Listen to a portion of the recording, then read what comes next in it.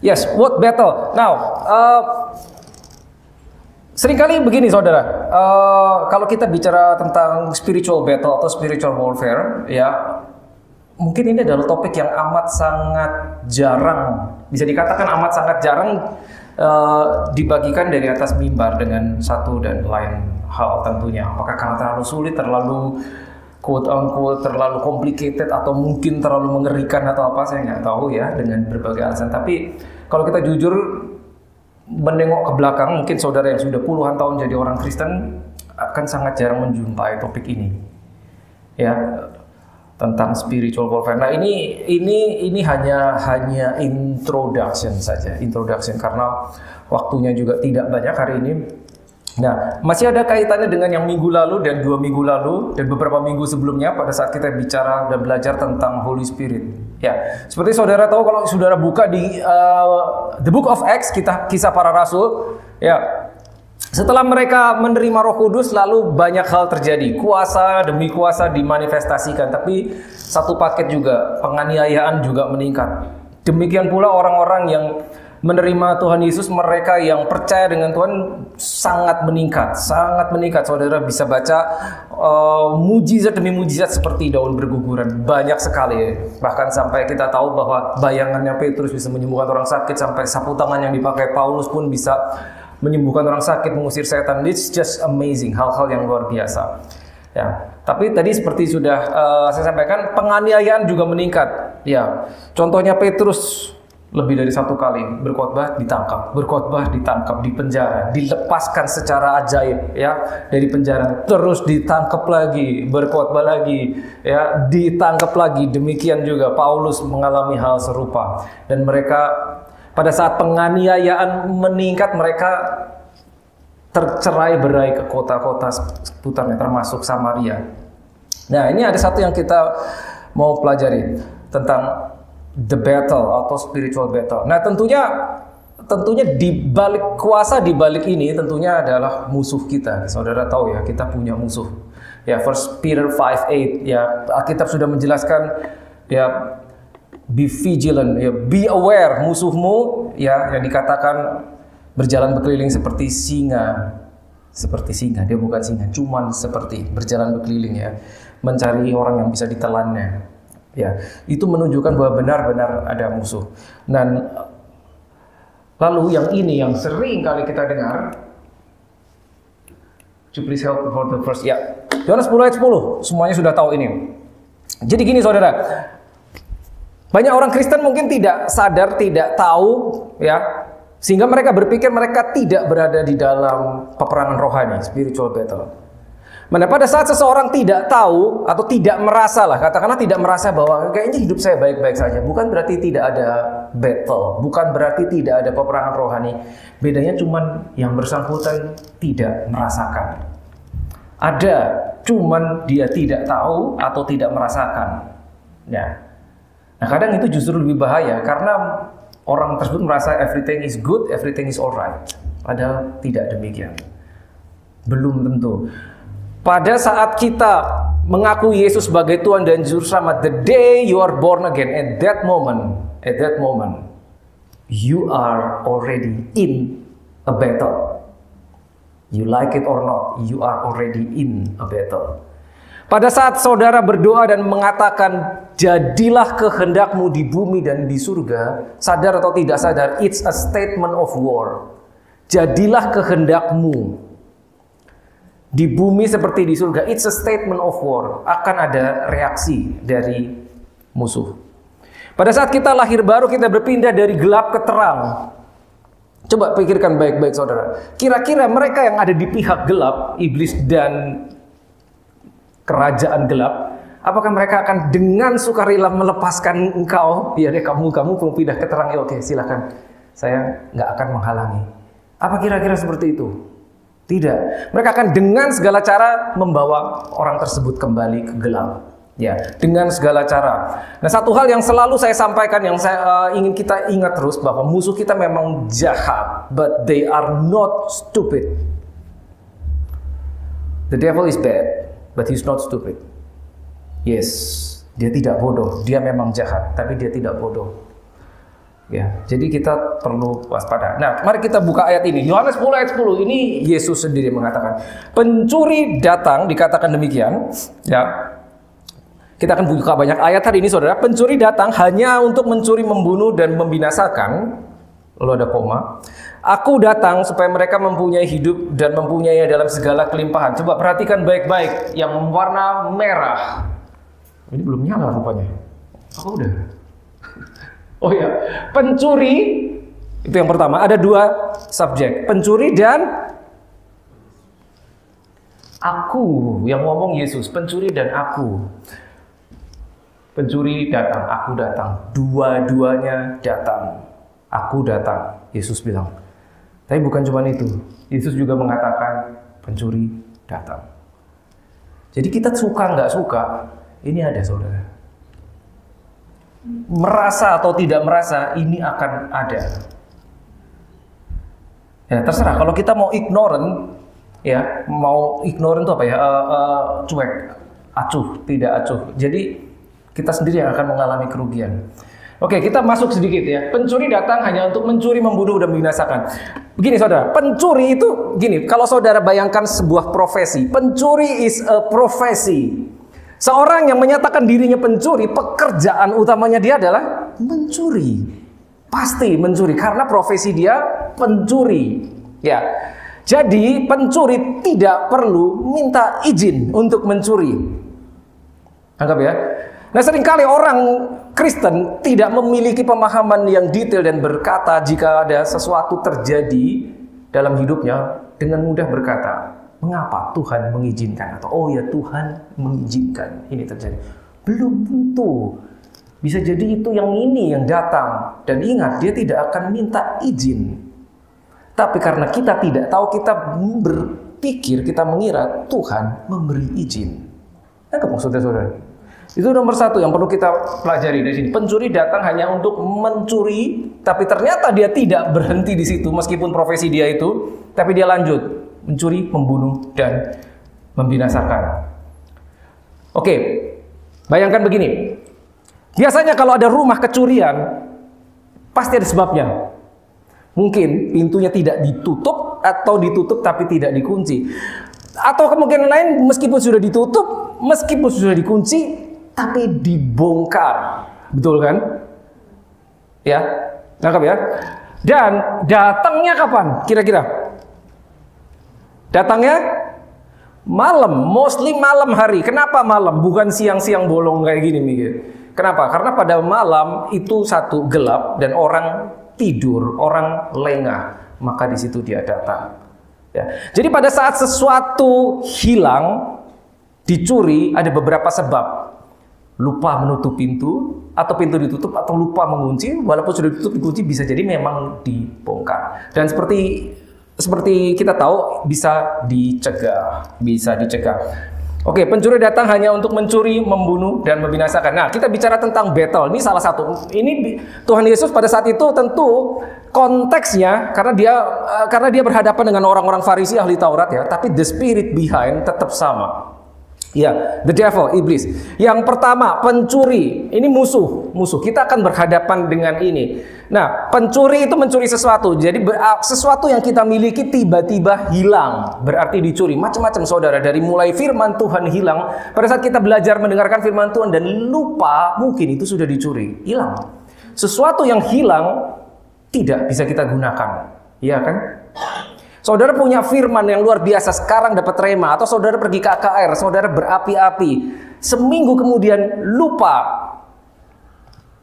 mungkin itu sudah dicuri, hilang, tidak bisa dipakai karena hilang dari memori kita. Ya, jadi sesuatu yang diambil hilang, itu yang pertama. Tapi ada battle yang lain. Paling tidak kita akan belajar 3 jenis, tentunya lebih dari 3, tapi karena waktu kita akan belajar paling tidak 3. Oke, itu pertama, pencuri ya. Pencuri datang dan kita bisa berjaga-jaga untuk mencegahnya. Oke, sekarang kita lihat Galatia 5 ayat 17, 19, dan sampai 21. Cukup panjang, saya baca, saudara. Mari, silakan saudara ikuti, ini versi bahasa Indonesia. Sebab keinginan daging berlawanan dengan keinginan roh. Kitab Galatia, seperti tahu saudara tahu, Rasul Paulus menunjukkan kitab ini buat orang percaya. Keinginan daging berlawanan dengan keinginan roh, dan keinginan roh berlawanan dengan keinginan daging, karena keduanya bertentangan, sehingga kamu setiap kali tidak melakukan apa yang kamu kehendaki. Ya, saudara baca Rasul Paulus, bahkan seorang rasul, dia pernah berkata, aku tahu yang baik, tapi yang aku lakukan bukan sesuatu yang baik. Jadi dia tahu di dalam dirinya ada pertentangan. Setiap orang mengalami ini, pernah mengalami. Nah, lalu dijelaskan di ayat 19 sampai 21, apakah itu perbuatan daging? Perbuatan daging telah nyata, yaitu percabulan, kecemaran, hawa nafsu, penyembahan berhala, sihir, perseteruan, perselisihan, iri hati, amarah, kepentingan diri sendiri, percideraan, dan seterusnya dan seterusnya. Segala sesuatu yang buruk yang bisa kita pikirkan ada di situ. Terhadap semuanya itu kuperingatkan kamu seperti yang telah kubuat dahulu, bahwa barang siapa melakukan hal-hal yang demikian, ia tidak akan mendapat bagian dalam kerajaan Allah. Tidak mendapat. Wait, orang percaya loh ini. Yes. Oke, this is the second battle. Kalau yang pertama, pencuri, ada penjahatnya datang untuk mengambil sesuatu. Kalau yang ini, perhatikan bedanya apa? Kalau yang ini, battle yang ini, peperangan yang ini, penjahatnya nggak usah datang. Dia cukup ngeliatin. Saudara, kita lahir baru, the moment kita lahir baru, roh kita dibaharui. Tapi jiwa kita tidak otomatis. Ya, minggu lalu kita belajar identitas di dalam Kristus. Jiwa kita tidak otomatis menjadi baru menurut sama roh, tidak. Ya, hanya roh kita at that moment yang dibaharui. Jiwa kita belum, tubuh kita belum. Sehingga pada saat kita lahir baru, pelayanan di gereja, yes, manusia lama itu seringkali masih hidup. Yang namanya flesh, keinginan daging itu loh. Nah, kalau yang ini yang terjadi, peperangan yang ini, pencuri nggak usah datang, musuh nggak usah datang. Dia cukup ngeliatin aja. Ini orang lahir baru, ngaku kenal Tuhan Yesus. Coba lihat seperti itu. Dia cukup melihat saja, nggak perlu mencuri apa-apa. Udah lihat, udah begini isinya. Mau dicuri apa lagi? Ngerti nggak maksudnya? Beda kan? Lahir baru, tapi ini tidak lantas hilang. Enggak, ini adalah yang harus kita lakukan, memperbaharui jiwa kita. Makanya Roma 12 ayat 2, perbaharuilah jiwa. Berubahlah oleh pembaruan jiwa. Ini yang kedua.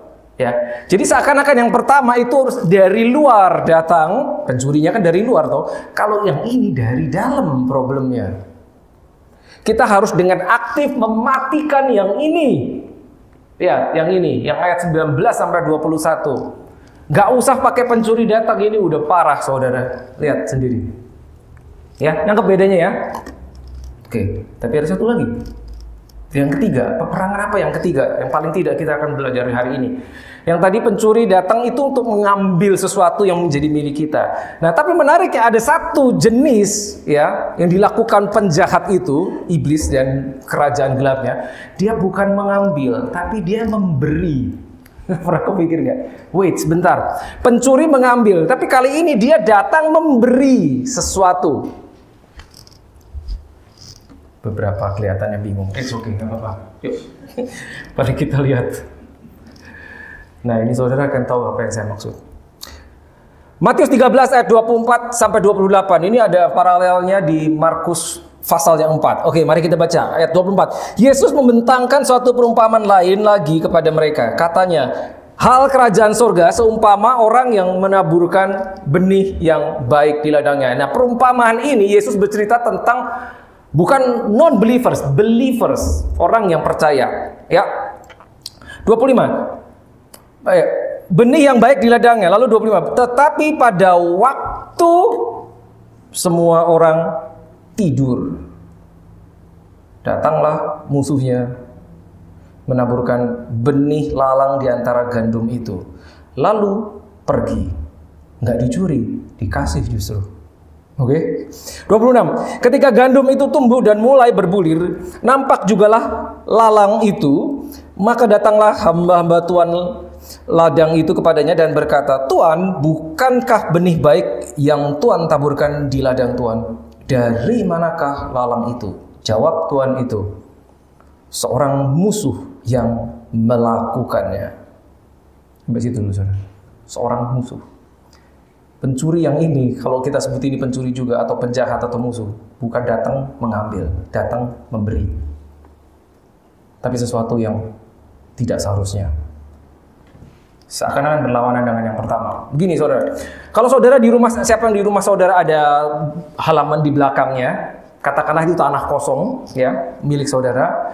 Lalu saudara berpikir, saya karena ada lahan kosong di bawah tanah atau taman mungkin sekitar sekian kali sekian meter, lalu saudara punya ide untuk menanami sesuatu. Menanami sesuatu. Apakah ditanami tumbuhannya apa? Bunga atau apa mungkin yang suka nanam-nanam. Nah, mungkin Pak Hartono, mungkin kalau punya tanah mau ditanami satu. Tapi ternyata sudah idenya sudah ada, saudara sudah punya benihnya, tiba-tiba sibuk. Hari Senin harusnya mau dilakukan, tapi aduh Senin saya nggak sempat. Besok aja. Selasa nggak sempat, Rabu nggak sempat, sampai minggu depan baru sempat. Begitu saudara sempat, saudara mau mulai menaburkan benih ke dalam di atas tanah itu, apa kira-kira yang terjadi? Sudah ada sudah ada lalangnya, weed. Ya. Berarti apa? Sesuatu akan tumbuh without your permission. Tumbuh sendiri toh. Sesuatu tumbuh yang tidak saudara harapkan. Sesuatu tumbuh yang tidak diinginkan. Dan kita bertanya-tanya, kok bisa tumbuh begini? Kalau Alkitab tadi menjelaskan bahwa seorang musuh melakukannya. Apa yang kita pelajari? Kosong can be dangerous. Saudara tahu karena perumpamaan ini bicara tentang 4 different grounds. Pada saat itu 4 jenis tanah yang ditaburi benih yang sama, hasilnya beda-beda. Ya kan? Hanya satu saja yang menghasilkan buah. Kosong tidak ditanami bisa berbahaya. Bicara tentang hati kita. Sekarang mari kita refleksi hati kita isinya apa. Jika tidak ada firman di dalamnya, nggak usah disuruh yang lain akan masuk dan tumbuh di situ. Without your permission. Tumbuh sendiri, saudara. Tumbuh sendiri. Saya kasih contoh. Ya. Kalau saudara punya anak kecil. Anak saudara umur 5 tahun. Ya, dan saudara tidak menaburkan firman Tuhan di dalam tanah, di dalam hati anak saudara umur 5 tahun. Nanti pada saat dia umur 10 tahun. Ya. Begini, anak 5 tahun sama 10 tahun, orangnya sama, tapi kelakuannya bisa beda. Mungkin kita berpikir, saya mengenal anak saya umur 5 tahun. Anak saya, wah, very funny, lucu gitu. Tapi umur 10 tahun beda. Nanti umur 15 tahun beda lagi. Umur 20 beda lagi. Dan tiba-tiba suatu hari kita kaget. Kok anakku jadi begini? Kayaknya aku nggak pernah ngajarin dia. Itu adalah ilalang yang tumbuh tanpa engkau ketahui. Kalau kita tidak menaburkan sesuatu di dalam hati mereka, percayalah, musuh juga tertarik mendidik anak-anak kita. Musuh juga tertarik untuk menaburkan sesuatu. Beda sama yang mencuri. Mencuri ngambil. Kalau ini dikasih justru. Dikasih sesuatu. Gitu. Ada tujuannya. Begitu besar, rasanya telat. Ya, saya rasa saudara yang punya anak tahu gitu loh. Jangan terlambat, saudara. Jangan terlambat. Pada saat anak kita sudah besar dan kita mulai kaget, kok kayak gini? Seakan-akan kita mulai kehilangan impact. Kita mulai kehilangan otoritas atas kehidupan mereka. Kita akan mulai kehilangan pengaruh karena mereka lebih percaya yang di luar, teman-temannya kah, atau apa, kita nggak tahu. Kalau kita tidak mendidik anak dengan firman, maka dia akan dididik oleh YouTube, dididik oleh Netflix, dididik oleh apapun yang mereka lihat, oleh game dan seterusnya. Seperti itulah mereka akan tumbuh. It's very dangerous. Ini yang terjadi. Ya, di sini tadi jelas dikatakan pada waktu ayat 25, tetapi pada waktu semua orang tidur. Kenapa ada kata itu? Tidur berarti lengah. Datanglah musuh menaburkan. Lengah. Tidur adalah lengah. Saat gelap, saat kita tidak tahu. Sekali lagi, without permission. Now, yes, paling tidak 3 jenis yang kita pelajari. Nah, di Alkitab, Rasul Paulus di Perjanjian Baru mengajarkan sesuatu tentang peperangan rohani. Kalau saudara buka di Efesus pasal 6 dan 2 Korintus pasal yang 10, ya, itu berbicara tentang peperangan rohani. Yuk kita baca yuk. Dari yang Efesus pasal yang ke-6. Oke, ayat 10 sampai 18. Akhirnya hendaklah kamu kuat di dalam Tuhan. Hendaklah kamu kuat di dalam Tuhan. Berarti orang yang percaya, ini sekali lagi buat orang percaya, dia harus kuat di dalam Tuhan. Ya, aktif sehingga dia menjadi kuat. Di dalam kekuatan kuasanya, makanya kita belajar tentang the power of Holy Spirit beberapa waktu lalu. Lalu 11, this is amazing. Kenakanlah seluruh perlengkapan senjata Allah, bukan sebagian, seluruhnya, bukan sebagian. Tidak bisa cuma satu. Kalau ada sekian, pakai semuanya. Kenakanlah seluruh perlengkapan senjata Allah. Supaya, dikasih tahu kenapa? Supaya kamu dapat bertahan melawan tipu muslihat iblis. Iblis itu musuh ya. Lihat, supaya kamu dapat bertahan, garis bawahi bertahan. Nanti kita akan kembali. Supaya kamu dapat bertahan melawan tipu muslihat iblis. Ini orang percaya, saudara. Orang percaya, ditujukan kepada orang percaya. Karena apa? Kalau bukan orang percaya, dia tidak punya akses terhadap segenap senjata Allah. Ini orang percaya. Rasul Paulus addressing believers. 12. Karena berarti sebab ya. Perjuangan kita bukanlah melawan darah dan daging. Berarti ada apa? Ada perjuangan, ada peperangan, ada battle. Bukan melawan darah dan daging. Maksudnya apa? Maksudnya you cannot see your enemy. Musuhnya nggak kelihatan. Saya tahu at this moment beberapa dari antara saudara berpikir, oh this is not for me. This is not for me. That's fine. That's okay. Gak apa-apa saudara. Tapi mungkin saudara bisa bantu orang. Mungkin saudara pada saat saudara memiliki knowledge, memiliki pengetahuan, saudara bisa menolong orang. Mungkin bukan buat saudara. Mungkin kehidupan saudara baik-baik saja, tapi mungkin yang di kiri atau kananmu atau di belakangmu, ya. Karena perjuangan kita bukanlah melawan darah dan daging, tetapi melawan, dikasih tahu apa lawannya.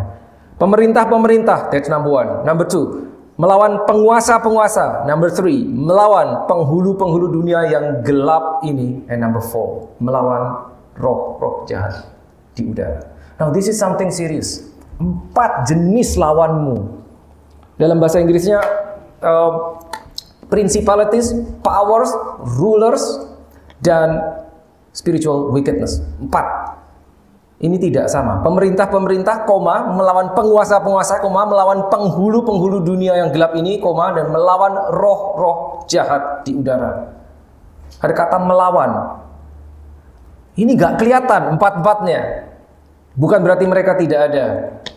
Ya. I know this is not easy. 13. Sebab itu ambillah. Kata sebab itu berarti itu berkaitan dengan yang di atasnya. Sebab akibat. Sebab itu ambillah. Kata ambillah berarti dia menyuruh kita mengambil. Kita tidak bisa diam dan here I am Lord. No, kita aktif. Take it. Ambillah sekali lagi seluruh perlengkapan senjata Allah supaya kamu dapat apa? Mengadakan perlawanan. Tadi kenapa saya minta saudara garis bawahi yang ini? Ini supaya kamu dapat bertahan. Yang ini supaya kamu dapat melawan. Tidak sama. In the battle, defense and attack. Selalu 2. Bertahan cukup nggak? Tidak cukup. Kita harus tahu bertahan dan menyerang. Sometimes the best defense is a good attack. Ini dua. Dapat bertahan, satunya mengadakan perlawanan pada hari yang jahat itu dan tetap berdiri sesudah kamu menyelesaikan segala sesuatu. Terus dikasih tahu. Habis itu senjatanya apa? Ya, 14. Jadi berdirilah tegap. Ya, tadi musuhnya ada 4 jenis, senjatanya ada 7. Berdirilah tegap. Berikat pinggangkan kebenaran, that's number 1. Yang kedua, berbaju zirahkan keadilan. Nomor 3, kakimu berkasutkan kerelaan untuk memberitakan Injil damai sejahtera. Yang keempat, dalam segala keadaan pergunakanlah perisai iman. Lalu berikutnya, sebab dengan perisai itu kamu akan dapat memadamkan panah api dari si jahat. Nanti kita akan kembali ke ayat 16, 17. Dan terimalah ketopong keselamatan dan pedang roh, yaitu firman Allah. 18. Dalam segala doa dan permohonan berdoalah setiap waktu di dalam roh. Dan berjaga-jagalah di dalam doamu dengan permohonan yang tidak putus-putusnya untuk segala orang kudus. Oke. Ya, perhatikan yang 16, saudara. Dalam segala hal. Saya buka yang bahasa Inggris. Very strong statement. Ya. 16. Apa itu? Above all. Di atas semua itu. Ada 7 senjatanya. Tapi ayat 16 dikatakan above all, di atas semua itu, taking the shield of faith. Ambillah perisai iman. Perisai itu untuk apa? Untuk bertahan. Bertahan. Pada saat kita masuk ke dalam battle, ada yang namanya serangan dari musuh. Lihat. Taking the shield of faith with which you will be able to quench all the fiery darts. Kembali yang bahasa Indonesia. Ya, ini dia. Sebab dengan perisai itu kamu dapat memadamkan semua panah api dari si jahat. Begini saudara, pada saat kita ada di dalam peperangan, senjata musuh akan selalu dipanahkan, dilemparkan kepada kita. Yang membedakan adalah apakah kita menggunakan perisai atau tidak. Itu. Sekarang lagi perang di Timur Tengah kan, saudara tahu Israel dilempari roket sama Iran, nggak berhenti itu, nggak berhenti. Tapi ada shieldnya, ada perisainya. Jadi dimanapun kita berada, panah itu akan dilemparkan kepada kita. Bedanya tembus apa enggak. Bukan pada saat kita pakai perisai, panah dari si jahat berhenti. Tidak, panahnya tetap ada. Bedanya tidak akan kena karena kita ada perisainya. Dan ingat, perisai untuk bertahan. What is that? Faith. Faith. Iman. Faith comes by hearing and hearing of the word of God. Tanpa firman Tuhan, kita nggak punya perisai, saudara. Nggak punya perisai. Bertahan. Lalu yang ini pedang roh, yaitu firman juga. Pedang roh, firman. Pedang untuk apa? Attack. Satu defensive weapon, satu untuk attack, satu untuk bertahan, satu untuk menyerang. Lengkap saudara, harus dipakai semuanya. Tapi ini menarik karena dikatakan above all, di atas semua itu pergunakanlah perisai iman. The problem is, apakah di dalam hati kita ada firman? Coba direnungkan sebentar. Di dalam hati kita ada firman enggak? Ini yang bahaya. Kenapa? Seringkali orang tunggu kalau dalam keadaan tertentu baru firmannya apa ya? Tuhan bilang apa ya? Kan begitu kan? Manusia seringkali begitu kan? Pada saat everything is good, ya bersyukur kepada Tuhan, segalanya baik. Gak ada iman. Buta firman. Tidak ada firman. Faith comes by hearing. Hearing. Dengar firman Tuhan setiap hari itu krusial. Kita nggak bisa ignorant, saudara. Tidak bisa. Musuh benar-benar ada. Musuh benar-benar ada. Ya. Ada firman nggak di dalam? Maksud saya begini, ada firman apa nggak gini? Kita bisa mengakses firman kapan aja. Karena sekarang digital loh, di handphone. Betul kan? Saudara tinggal buka aplikasi Alkitab di handphone dan saudara bisa mengakses semua ayat, versi apapun juga bisa. Tapi begini saudara, kalau tidak ada firman di dalam, yang mau diakses apa? If you are in the situation, saudara menghadapi sesuatu, gak usah saudara ada yang menghadapi. Ada orang datang kepada saudara sakit, saudara mau berdoa. Saudara tahu saya harus melepaskan firman Tuhan, tapi yang mana? Buka Alkitab yang mana? Segitu banyak. Terpaksa Google dulu kan? Betul kan?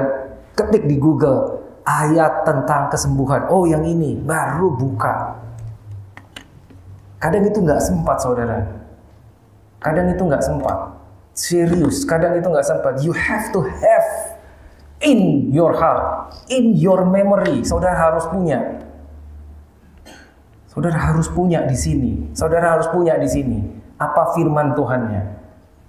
Sehingga dalam keadaan tertentu, saudara itu akan keluar sendiri dari mulut saudara. Akan keluar sendiri. Karena Roh Kudus yang mengingatkan. Ingat ya, kita udah belajar tentang Holy Spirit. Holy Spirit yang will bring to remembrance. Mengingatkan itu berarti kita harus tahu dulu, terus diingetin. Tapi kalau kita nggak ada isinya, yang mau diingetin apanya? Kan begitu. Firman harus ada di dalam diri kita.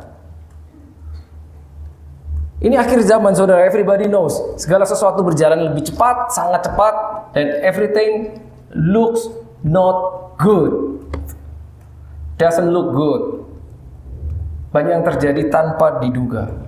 Ini terjadi, itu terjadi di sekeliling kita. Mungkin bukan kita yang mengalami, tapi sekali lagi mungkin sanak saudara kita, mungkin anak saudara, mungkin orang tua saudara yang butuh firman Tuhan. Dan kebetulan kau ada di situ dan engkau tahu atau pernah tahu. Itu dia. Jadi kita harus bisa mengakses kapanpun dengan cepat. Makanya harus ada. Harus ada. Ini sekali lagi saudara, ini bukan hanya untuk yang melayani di gereja, no. If you are believer, begitu saudara jadi orang percaya, begitu saudara lahir baru, you are a target. My God. Let me say this again. Begitu saudara lahir baru, you are a target. I know you don't like it. Maaf, saya harus sampaikan ini. Lebih baik saya sampaikan sekarang, saudara tidak suka, daripada saya tidak sampaikan, saya salah. Yes, you are a target. Kenapa? Untuk dibelokkan, untuk dihambat. Ada yang datang untuk mencuri, ada yang datang untuk menaburkan sesuatu di dalam kehidupan kita, kehidupan keluarga kita. Seperti itu. Dan ingat, musuh tidak kelihatan. Tidak terlihat. So please be aware. Alkitab sudah mengingatkan, be aware, be vigilant, waspadalah. Oh, dibilang begitu sampai waspadalah. Waspadalah itu beneran saudara. Kalau sampai Rasul Petrus yang mengatakan sampai waspadalah, kamu waspadalah, itu ada musuhmu di sekelilingmu. Sementara kita berdiam dan kita berkata enggak ada apa-apa, hidup saya baik-baik saja. It's in the Bible saudara, ada. Cuma mungkin kita tidak lihat. Cuma mungkin kita yang nggak lihat, saudara. Ya, so this is very important. Tadi sudah dikatakan perisai. Now, pentingnya begini, saudara. Pentingnya exercise your faith. Jangan sampai kedapatan begini. Jangan sampai kedapatan kita tidak pernah melatih perisai kita dan pada saat kita mau pakai ternyata itu tidak berfungsi. Saya selalu menggunakan perumpamaan, saudara mungkin bisa punya mobil, saudara nggak pernah start mobil itu seminggu, 2 minggu, sebulan, 2 bulan, 3 bulan, begitu saudara mau pakai perlu di start, nggak nyala. Bukan mobilnya yang salah, bukan. Alkitab berkata, pergunakanlah perisai iman, iman kita. Pernah nggak kita latihan iman? Pernah nggak kita melatih iman kita, exercise our faith, sehingga pada saat tertentu kita mau pakai, I know this one will work. Shield, Perisai ini akan bekerja, perisai ini akan mampu menahan serangan. Kenapa? Karena udah sering saya coba, begitu loh. Tapi kalau nggak pernah dicoba, baru pertama kali mau dipakai pada saat the real battle, peperangan yang sesungguhnya, what makes us think know that the shield will work? Dari mana? Kalau nggak berfungsi gimana? Gitu. Seperti itu, saudara. Be prepared, be aware, siap-siap. Bukan berarti kita get ready for the worst. Bukan. Selagi kita bisa, kita latihan. Selagi kita bisa, kita exercise faith. Ya, dan ingat, hanya dengan firman Tuhan. Tanpa firman Tuhan tidak bisa. Dan satu lagi, pedang roh. Pedang roh itu juga firman Tuhan.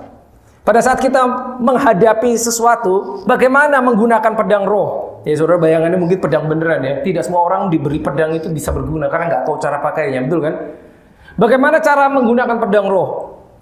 Kalau saudara diberi pedang roh, bagaimana cara menggunakannya? Bisa nggak saudara? It's an offensive weapon buat menyerang, tapi tahu nggak cara pakainya? Kalau kita nggak tahu, maka juga tidak ada gunanya. Cara pakainya gimana?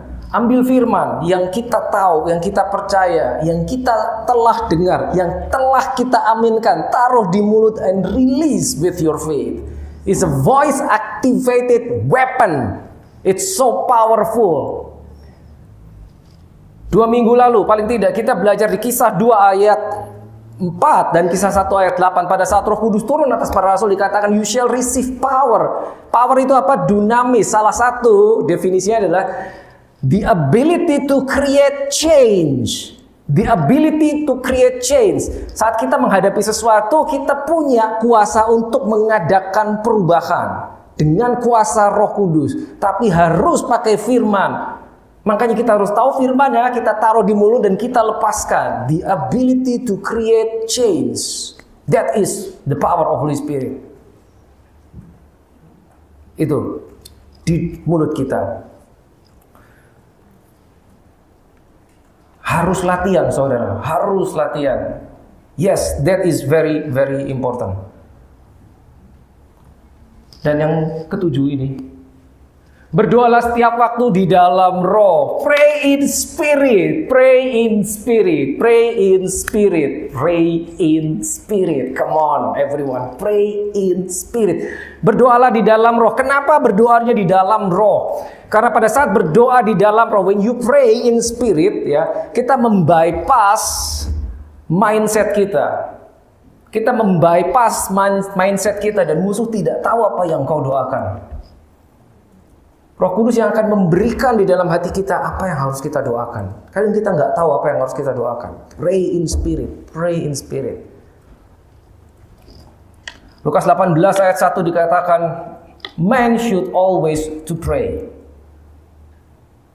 Harus terus berdoa. Paulus mengajarkan pray without ceasing. Jangan berhenti berdoa. Bagaimana cara yang nggak berhenti berdoa? Cuma satu cara bisa.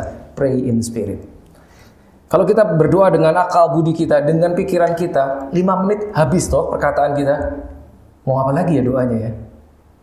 Tapi kalau you pray in spirit, 15 menit, setengah jam, 1 jam lebih, nggak akan habis saudara. Tidak akan habis. Pray in spirit. Always pray in spirit. Praying always with all prayer and supplication in the spirit. Dan kembali ke atas tadi, kenakanlah selengkap senjata Allah, the armor of God. Kalau bahasa Inggris, saya nggak bawa bahasa Inggrisnya. Bukan cuma the armor, the weapons from God, tapi the armor of God. Kalau saudara buka di bahasa Indonesia hanya ketemu ini. Mana tadi? Ya, 11. Kenakanlah seluruh perlengkapan senjata Allah. Kalau saudara buka di bahasa Inggrisnya bagus. Bukan cuma the armor atau the weapons from God, tapi the weapons of God. I'm not teaching English today, so I believe that you know the difference between those two. of God. Berarti itu punyanya Tuhan sendiri, bukan cuma dikasihin. Itu berasal dari Tuhan sendiri. Nih, dikasihin buat kamu. Kenapa Paulus memberikannya? Karena dia tahu kita akan mengalami perjuangan. Karena dia tahu kita akan mengalami battle. Karena dia tahu musuhmu tuh nggak kelihatan. Musuhmu tidak terlihat. Nih, kamu harus pakai ini. Supaya bisa bertahan, supaya bisa melawan. That's it. Udah, itu. Seperti itu, saudara. Wait, sebentar. Bagaimana dengan the battle is the Lord? Kita sering dengar itu kan? The battle is the Lord. Peperangan ini milik Tuhan. Statement itu betul, 100% betul. The battle is the Lord. Tapi kalau saudara ikut seri ini, saudara tahu, pada saat Roh Kudus turun, itu kita lulus dari satu kondisi masuk ke kondisi lain.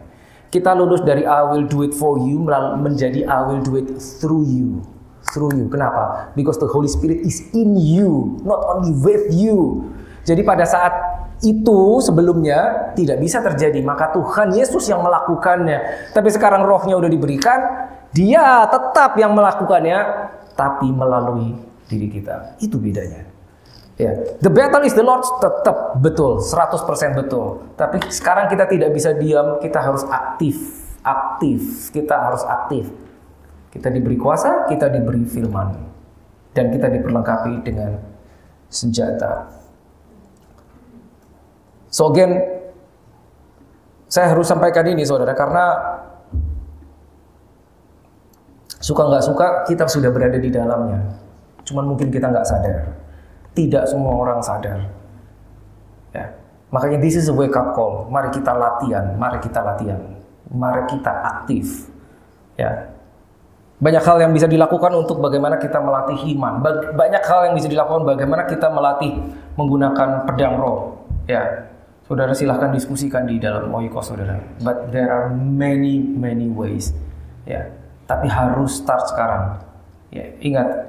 Kita dipanggil untuk menjadi disciples, murid Yesus. Murid Yesus itu berarti ada yang harus kita pelajari, ada yang harus dilakukan. Bukan cuma oke Tuhan Yesus aku percaya, pokoknya aku percaya ada Tuhan yang namanya Yesus. No, that's good, but that's not enough. That's not enough. Grow in the likeness of Christ. Let us pray. Thank you, Lord Jesus.